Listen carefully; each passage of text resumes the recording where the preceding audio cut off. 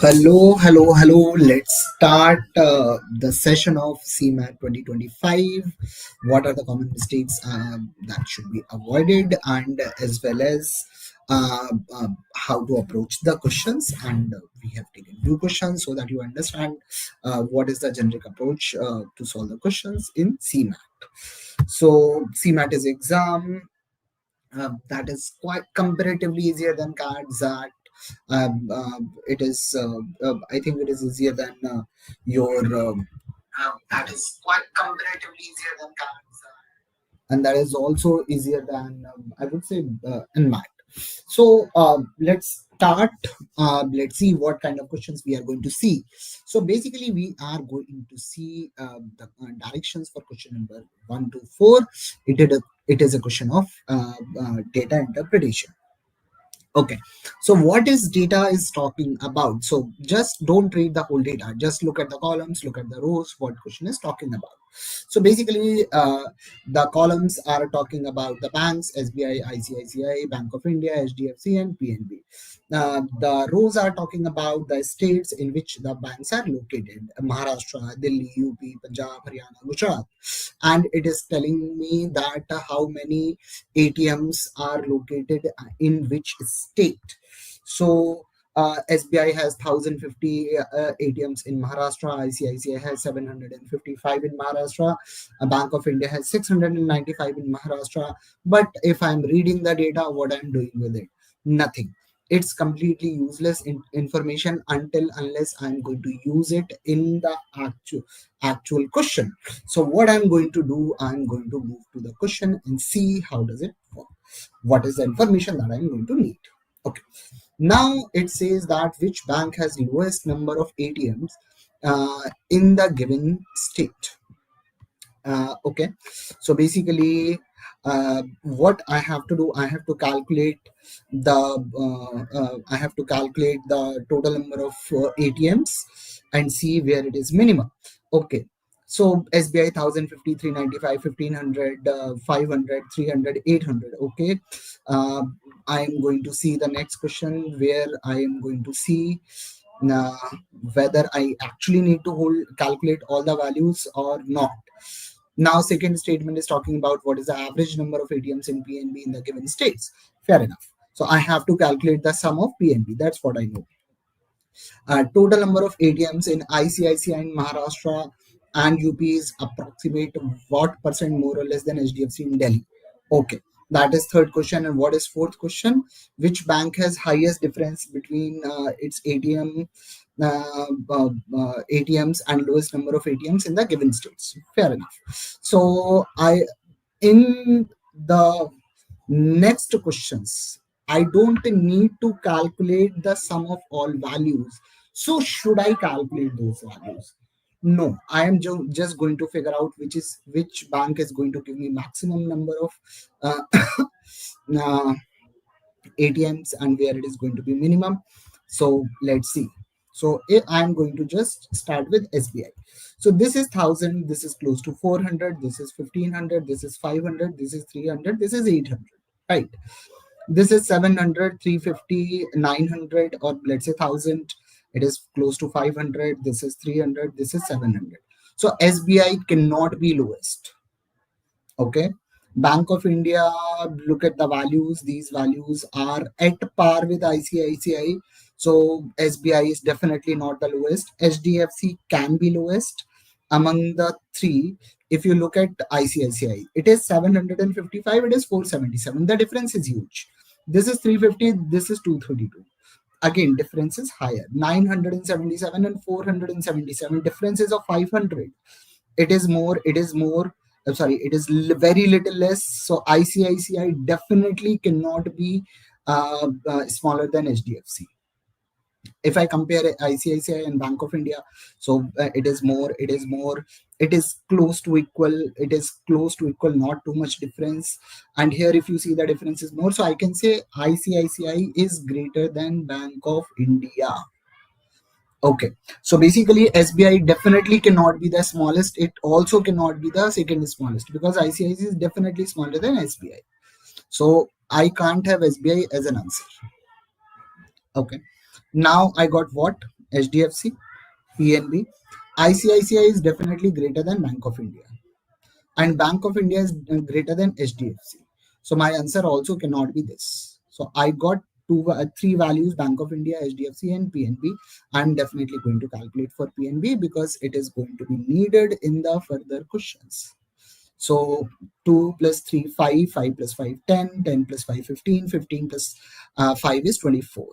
Carry over 2, 5 to 7, 7 plus 9 is going to be 16, 16 plus 8 is going to be 24. 16 plus 8 is 24. Carry over 2. So 6 plus 2, 8, 8 plus 2, 10, 10 plus 14 is going to be 10 plus 14 is going to be 24, 24, 28, 31. So PNB has 3,184 ATMs all across.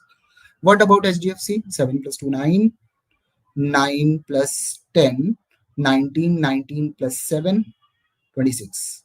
Carryover is how much? Carryover is 2. So 7 plus 3, 10, 10 plus 10, 20, 20 plus 3, 23, plus carryover 2, 25. Carryover 2. 4 plus 2, 6. 6 plus 6, 12. 12 plus 10. 12 plus 10 is 22, plus 3, 25.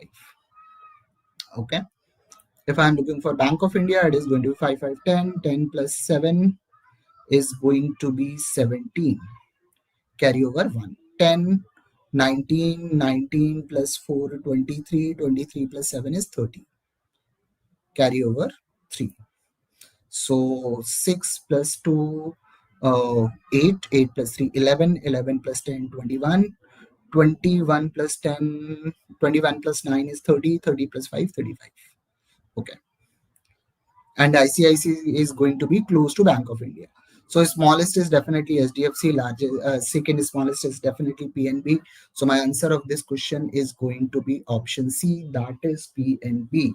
I am not going to calculate sum of all possible values. And still I needed to calculate for PNB itself because the question is asking about PNB. Okay. What is the average number of ATMs in PNB in the given states? I've already calculated 3184.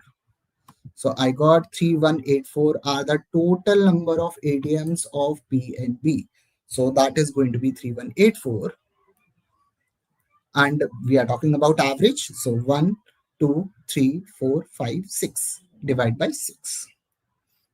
So 6 5s are 30. Okay. Then 118. So 6 3s are 18 and remainder is okay. So I think I have made a mistake in calculation. 5 5 10 15 24 carry over 2 14 plus 10 24. Okay, should it be 24? Okay, then 10 14 24 24. Okay, so this is going to be 6 5s are 30.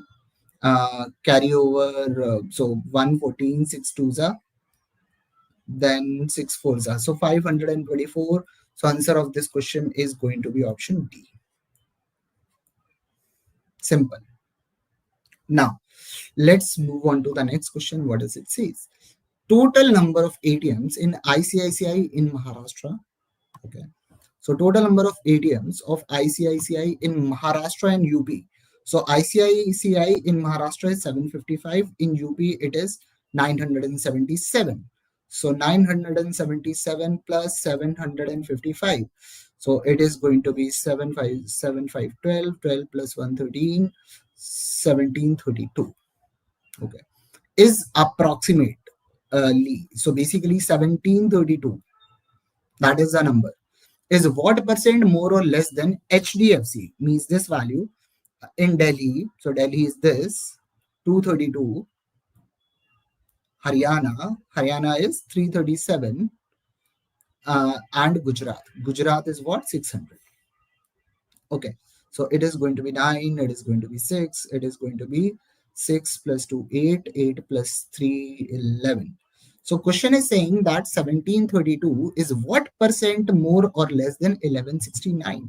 So what percent more, what percent less? So let's see the difference. So it is talking about 1732 minus 1169. So this comes out to be 3, this comes out to be 6, this comes out to be how much? 5. So the question is talking about 563 is what percent of 1169? So difference upon initial value into 100. Okay. So this value, what is 50% of 1169? That is close to 580, right? So basically this value is going to be little smaller than 50%, right? So which value is little less than 50%? That is option B. If there is one option 49, there is one option 47, in that case what would have I done? I would have left the question, because if calculator is not allowed, then using approximation will not be a good idea when options are very close. I can figure out this value is smaller than 50 because 50% of this is close to 580. This value is a little less than 580. So my answer is going to be close to 50%, but smaller than 50%.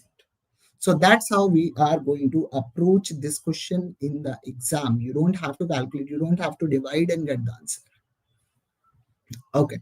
Now let's move on to the next question. What does it say? So which bank gives the highest difference between the highest number of ATMs and lowest number of ATMs?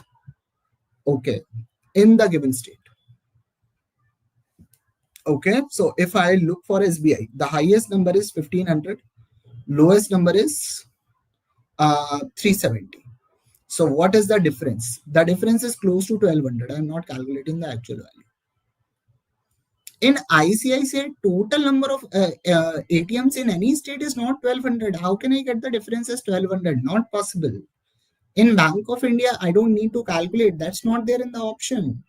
In HDFC, again, if you see the highest value itself is 600, how can I get the difference as 1200 or more? So this is, again, I don't need to calculate. Similarly, in PNB, the highest value itself is 895. How can I get the difference between highest and lowest is 1200? Not possible. So this is also rejected. So which one? Option A, that is SBI. I hope everyone is clear with this. If you have any doubt, kindly ask in the chat box. Okay.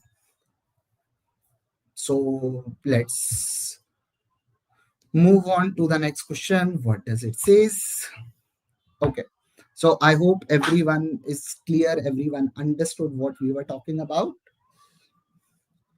So now the question is, machine A produces 100 items every day. Machine B produces 200 items every day. Machine A produces 10 defective items. Machine B produces 40 defective items. On one particular day, the supervisor of the shop floor picked up an item and find out it was defective. Okay. What is the probability it was from machine A? Okay. So what is the approach? So machine A produce 100. Machine B produce 200. This is total. How many defective? In machine A, 10. In machine B, 40. Okay.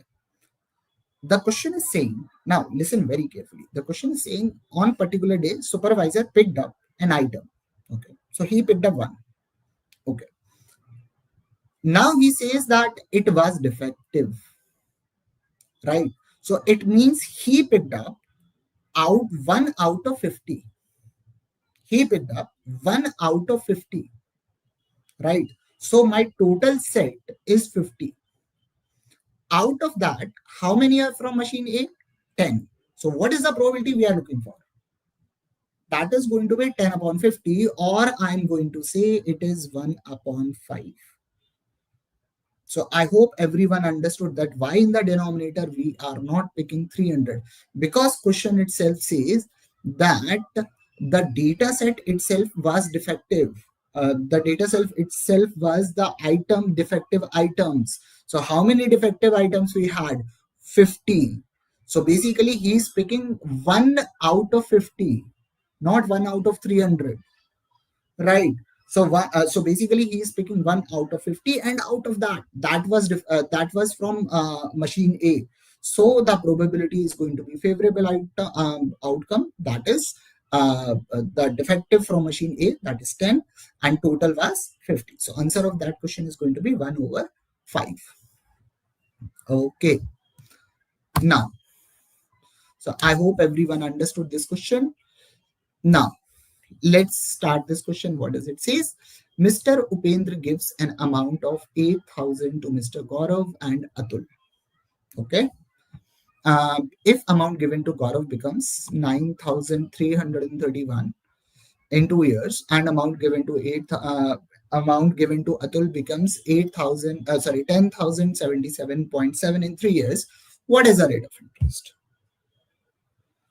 So what is the approach that we are supposed to take? What is the approach that we can take? Okay. So I'm talking about amount to Gaurav and amount to Atul. Upendra gave 8,000. He gave 8,000. After 1 year, the amount has become something. Let's say X. Okay. So in both the scenarios, it will become X. After 2 years, the same amount becomes, that is going to be 0.20. Okay, so here it is going to be 20. Then after third year, amount has become how much? 10,077.7. Okay, so how much interest you are generating? You are generating an interest of 0.5. Then 7 minus 1 is going to be 6. 7 minus 3 is going to be 4. And 100 minus 93 is going to be this. So interest is generated of 746. On what amount? On 9331. So let's take it 93 itself into 100. So answer of this question is going to be 9 8s are 72. So answer is going to be very close to 8%. So I can say my answer of this question is going to be option B. No, not much of calculation, just simply solving, just doing a little bit of approximation. So my answer is of this question is going to be 8%, not much calculation. In the exam, if you are going to use a formula of that 9331, the formula of compound interest is equal to principal is 8,000 into 1 plus r by 100 power 2, right? So basically you can calculate by using this, but do you think it is going to be wise to use this formula? Because try to understand, eventually it is going to be you need to calculate a square root to calculate the value of r. That will be lengthier.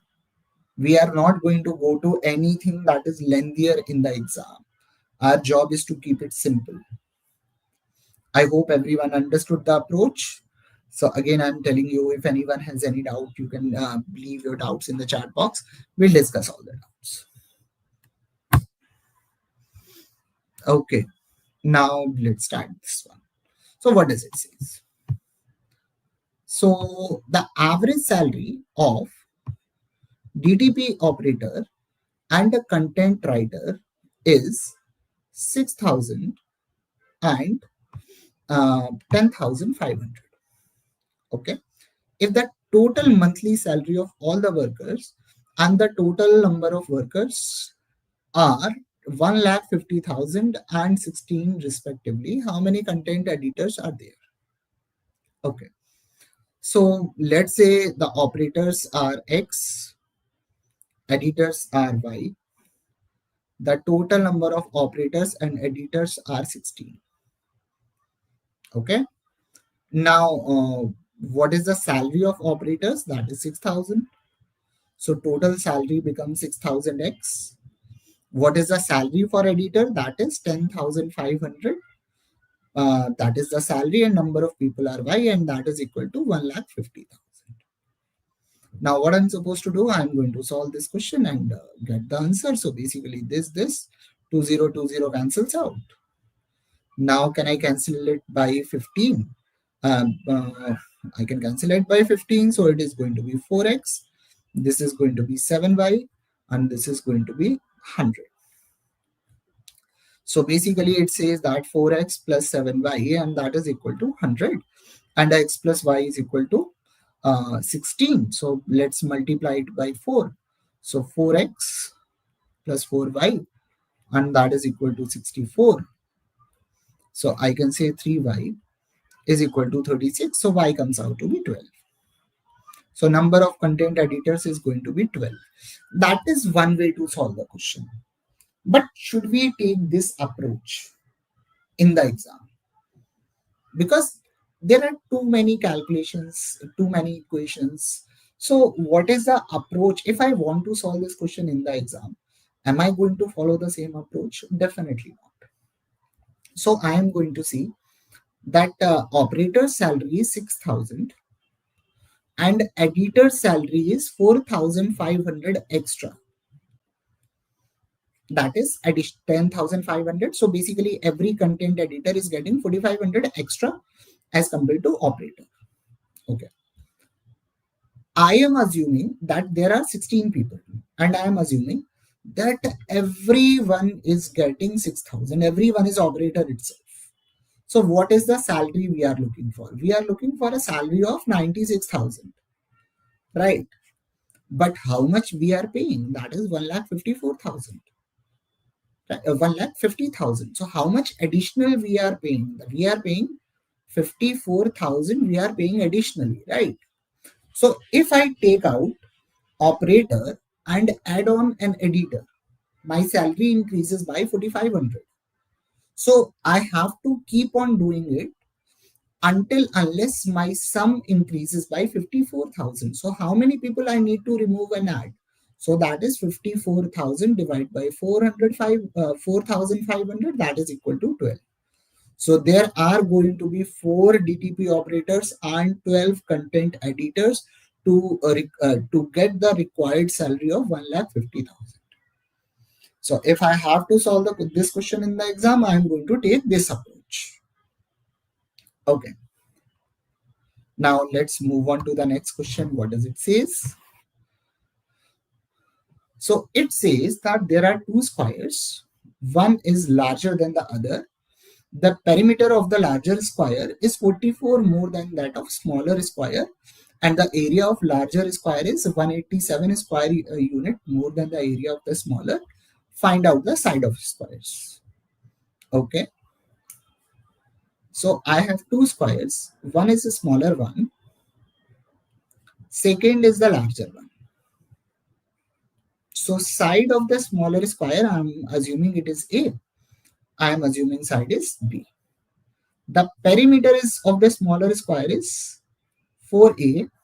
Perimeter of the bigger square is 4B. And bigger square, the perimeter of bigger square is 44 more than the smaller square. So I can say that B minus A is equal to 11. Clearly visible. Okay. What is the area of a smaller square? That is A square. What is the area of bigger square? That is B square. So the difference of area is B square minus A square, and that is given to us as 187. Okay. Now I can say that B minus A into B plus A. I'm just using the formula and I'm going to get 187. So B minus A, I already know it is 11. So 11 times B minus A is equal to 187. So that is equal to 70. So B plus A is equal to 17. B minus A is equal to 11. So 2B is 28. So B comes out to be 14. So if B is 14, then A is going to be 3. So my answer of this question becomes option C. Okay. So that is one approach we can get, right? What is the second approach we can have? We should have So basically, this is how we are going to solve it in the exam? No, definitely not. So what is the approach I am going to take? So if perimeter is 44 more, so it means side should be 11 more. So the difference between sides should be 11. So difference is 11, difference is 11, difference is 11, difference is 11. So every value satisfies. Okay. Now difference of areas is 187. So area of this is going to be 16. Area of this is going to be 225. So area of a square is side square. And this difference is definitely not 187. So I'm going to reject it. Now, am I going to check second option? No, because it is in decimal and I don't want to get into decimals. So next option I'm going to check is option C. Okay. So this is 9. This is 196. Is the difference 187? Yes. I got my answer. So my answer of this question is going to be option C. I hope everyone understood the approach of this question in the exam. Okay. Let's move on to the next one. What does it says? Okay. So Brajesh walks on his way to office. Daily faces a problem where whenever he reduces his speed by 2, the time increases by 10. Okay. Whenever he reduces his speed by 3, the time increases by 18. Find his normal speed in distance. Okay. So basically what? The distance is d, speed is s, time is t. Okay, that is my first equation. Now, if he reduces his speed by 2, time increases by 10. Okay. Then he reduces his speed by 3, time increases by 18. Now, how I'm going to solve this question?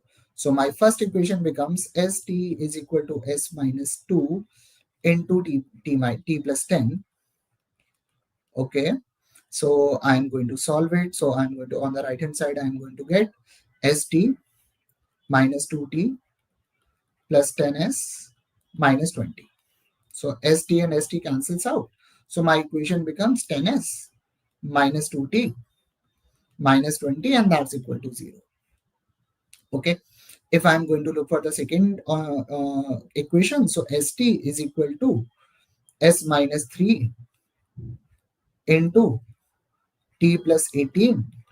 So this gives me st minus 3t plus 18s minus 54.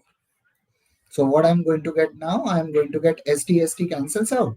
So I'm going to get 18s minus 3t minus 54, and that's equal to 0. So basically I'm getting two equations and I'm getting two variables. I can solve it, right?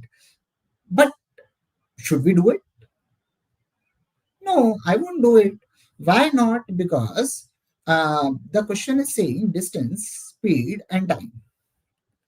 So distance, I'm taking first option. Distance is 240. Speed is 8, so time is 30. Okay. Now speed decreased by 2. So, and distance is still same. So time will be 40. Is the difference 10? Yes. Okay. Increase by 10. Fair enough. If I decrease the speed by 3, so this is going to be 5. This is still 240. 240 upon 5 is going to be 48. Is this difference 18? Yes. So basically all the conditions are satisfied. My answer is definitely going to be option A. I'm not going to check any other option. By any chance, you pick another option. So let's say you pick up option 2. So distance is 180, speed is 6, time is 30. Okay. So distance is 180, is decrease the speed by 2. So that is 4. Now it is 45. Is the difference 10? No. So basically this is rejected. Similarly, if I'm getting 210, 7, so it is going to be 30. Then it is going to decrease by 2. So 5, 210. So it is going to be 42. Is the difference 10? No. So it is also rejected. So I am going to check with option 1. I am going to get my answer you become lucky rarely when you pick up the first option and get the answer directly. It generally doesn't happen. You have to struggle first. Whenever you use options, generally first and second are wrong. Answer will be either C or D. Luckily, I got my answer in the first option itself. It's not like whenever you pick the first option, whichever option you pick first is generally not the right one. So, but still, you have to try for two or three options, you get the answer. Okay. Now let's try for the next one. So, what does it say? So, it says that the price of monthly issue of Economist, a popular magazine, is 150. Okay. The yearly subscription cost of the magazine is 900 for the first year, 1500 for the subsequent years. Okay. The money saved by a person who gets a 3 year subscription instead of buying a monthly issue of 3 years. What is the percentage of the subscription cost? So how much money that guy is saving? That is the question, right? So 150 into 12. If you have monthly subscription, you are paying 1800 per year. In 3 years, you are going to pay 1800 into 3. So if you are having monthly subscription, you are paying 5400. If you have annual subscription, then if on the first year you are paying 900, then you are paying 1500, then you are paying 1500. So how much you are paying in total? That is going to be 3900. So how much money you are saving? You are saving 1500 over what? So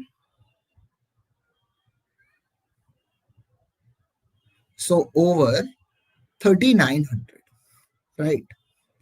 So into 100, right? So cancels out. So if I assume this value is 40, so overall value should be less than, a little less than 40%. So which option we are looking for? That is option C. So answer of this question is going to be option C. So that is how we are going to approach these kind of questions. So anyone who has any doubt, want to ask something related to exam, related to this, I would be happy to oblige. And with this, we conclude this session.